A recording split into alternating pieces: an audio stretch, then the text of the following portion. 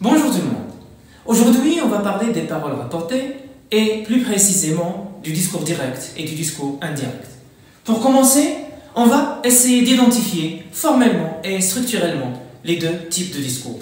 Pour le discours direct, nous avons au niveau de la forme la présence de la ponctuation, le point d'exclamation, le point d'interrogation, les deux points et les guillemets, ce qu'on ne trouve pas généralement dans le discours indirect. Au niveau de la structure, que pour le discours direct, que pour le discours indirect, l'on utilise une phrase complexe, composée de deux propositions. Cependant, pour le discours direct, le lien entre ces deux propositions est un lien de juxtaposition, c'est-à-dire une proposition mise à côté de l'autre.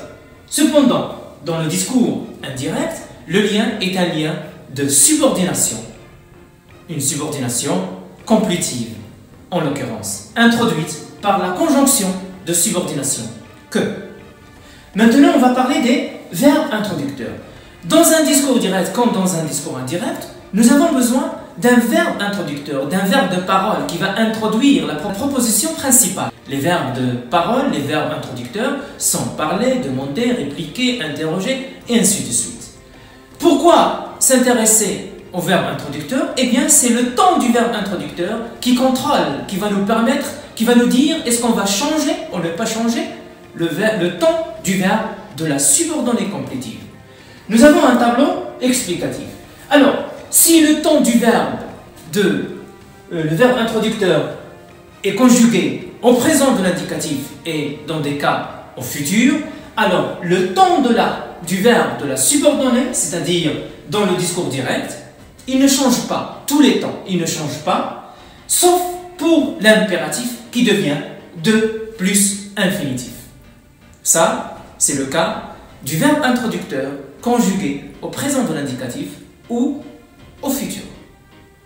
Le deuxième cas, si le verbe introducteur est conjugué au passé, passé simple, passé composé, passé antérieur, imparfait, n'importe quel temps passé, là, il faut faire attention, il faut opérer des changements au niveau du verbe de la subordonnée.